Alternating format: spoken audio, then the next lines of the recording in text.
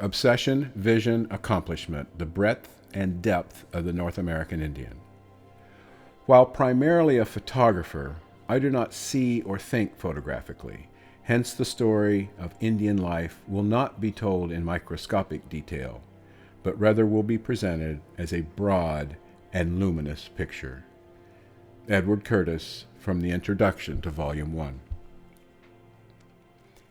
The North American Indian's 20 volumes contain more than 5,000 pages of narrative text, over 1,500 photogravures bound into the books, 82 glossaries of languages, dozens of pages of musical notation, rituals and prayers and songs translated into English, schematic drawings of architectural and sacred structures, many myths and tales, genealogies and clan structure, and some dazzlingly beautiful colored plates, and the 723 unbound large-format portfolio photogravures that accompanied the volumes, all of which you see throughout this exhibition.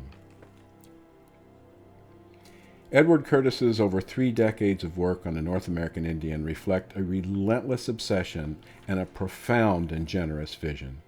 It is a remarkable accomplishment. Never before had so large and comprehensive a body of ethnographic and anthropological research, or so large a gathering of documentary photography on a single ethnographic subject, been published.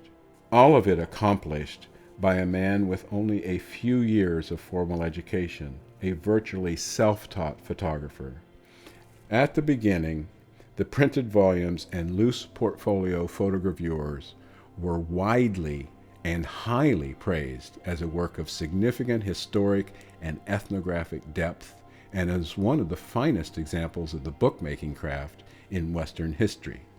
No small praise, that.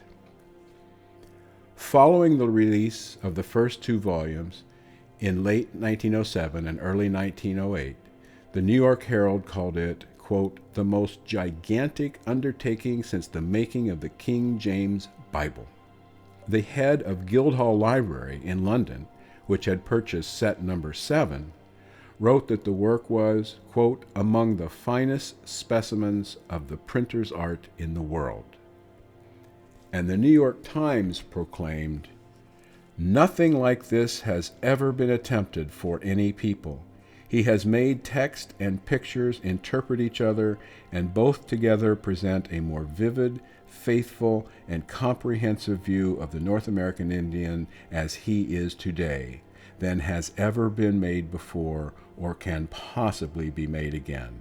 In artistic value, the photogravures are worthy of very great praise. They are beautiful reproductions of photographs that in themselves are works of art. And when it is all finished, it will be a monumental work, marvelous for the unstinted care and labor and pains that have gone into the making, remarkable for the beauty of its final embodiment, and highly important because of its historic and ethnographic value. Ahead of you in the L.C. and Margaret Walker galleries is the opportunity to experience the significant scale and depth of Edward Curtis's work. Hundreds of the photogravures, bound volumes open to study, revealing the long reach of his research. A listening station where you can hear digitized recordings of the music Curtis recorded in the field on wax cylinders more than a century ago. Many late 19th and early 20th century native artifacts, like the beautiful objects we see in Curtis's photogravures. An art-making area for visitors of all ages, and additional educational information and resources for learning more about the North American Indian. It's important to note that many, if not most, of the photogravures are not fine art. Curtis did not mean them to be. He set out to create a comprehensive record of those surviving Native American cultures that in the early 20th century remained socially and culturally relatively intact from the incursions of the dominating Anglo culture. The photogravures were created as a record, as ethnography, a means to document the life ways of a people he believed in his heart would soon disappear from North America. It is quite the story he told in words and pictures, a story of a diverse and dynamic people he recognized as profoundly humane, possessing a long history and with a depth of spirit he had not encountered before in his life. In the North American Indian, he created a sweeping record of a people he respected, a story of a people and their culture, a culture he believed had much to teach non-Native Americans. No lesson could be more poignant for us today.